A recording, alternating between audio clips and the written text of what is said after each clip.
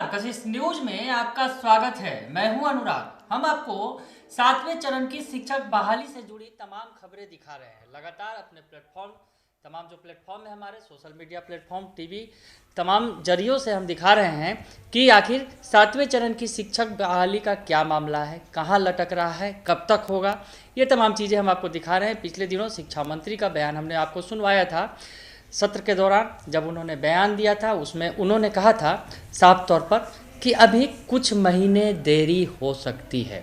और हमने आपको बताया था कि लगभग जून के महीने में उच्च और उच्चतर माध्यमिक की बहाली हो सकती है और अक्टूबर तक प्राथमिक शिक्षकों की बहाली की प्रक्रिया शुरू हो सकती है। तो हमने आपको ये खबर दी थी और शिक्षा मंत्री ने कहा कुछ महीनों की बात है।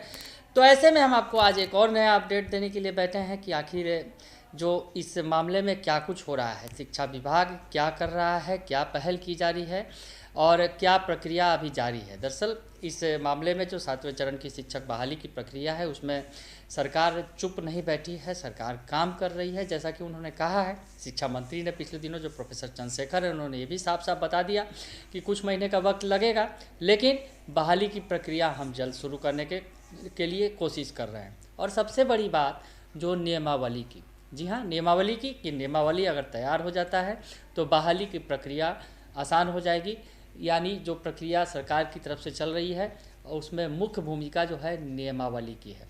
तो नियमावली तैयार है, जैसा कि हमने आपको पहले भी बताया है कि नियमावली तैयार है और नियमावली पर अब शिक्षा विभाग और कैबिनेट की मुहर लगनी बाकी है। तो ये कब होगा, ये बताने के लिए हम आपको बैठे हैं। जो खबर मिल रही है कि आखिर ये जो प्रक्रिया है, नियमावली पर मुहर लगेगी, कैबिनेट की मुहर लगेगी, उसके बाद ही बात आगे बढ़ेगी और फिर 7वें चरण की बहाली की प्रक्रिया की शुरुआत हो सकेगी।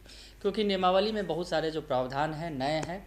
जैसा कि पिछले दिनों हमने आपको बताया भी था कि नियमावली में क्या कुछ नए प्रावधान किए गए हैं, जिसमें मुख्य रूप से अब जो ऑनलाइन प्रक्रिया से जो बहाली की प्रक्रिया है वो की जाएगी।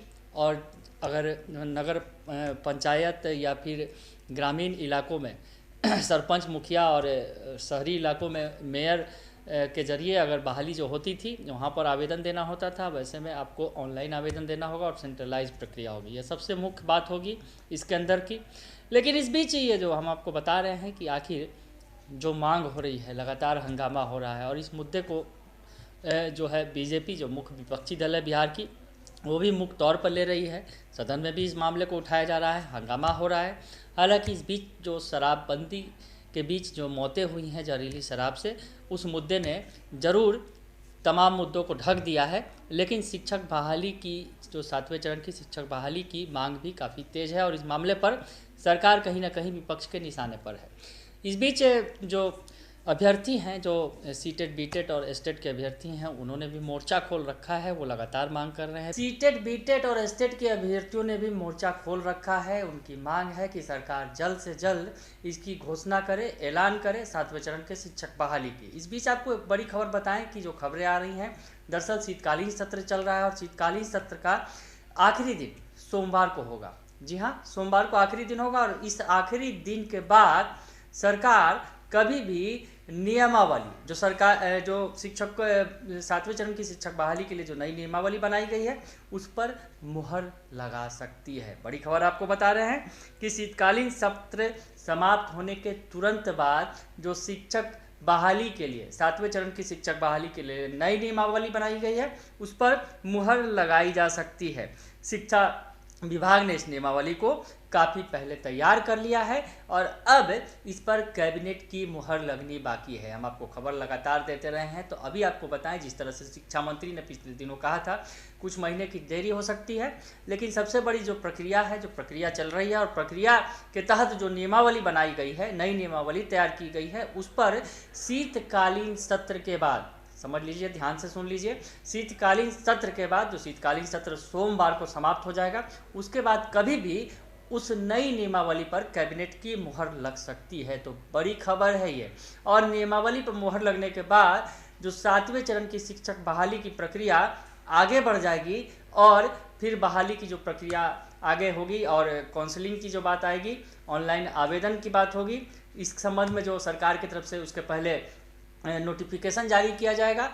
तो ये प्रक्रिया नियमावली के कैबिनेट की मुहर के बाद, नियमावली पर जब कैबिनेट की मुहर लग जाएगी उसके बाद ही ये प्रक्रिया आगे बढ़ेगी। तो ऐसे में ये बड़ी खबर ये है कि 7वें चरण की शिक्षक बहाली की जो प्रक्रिया है, उसकी जो नई नियमावली है, उस पर शीतकालीन सत्र के आखिरी दिन के तुरंत बाद, यानी जो सोमवार को शीतकालीन सत्र समाप्त होगा उसके तुरंत बाद इस पर कैबिनेट की मुहर लगाई जा सकती है। तो बड़ी खबर आपको बता रहे हैं। तमाम ऐसी छोटी बड़ी खबरें जो है शिक्षक बहाली से जुड़ी हुई, 7वें चरण की शिक्षक बहाली से जो जुड़ी हुई हैं, वो हम आपको लगातार देते रहेंगे। बने रहिए कशिश न्यूज के साथ। फिलहाल के लिए इतना ही, धन्यवाद।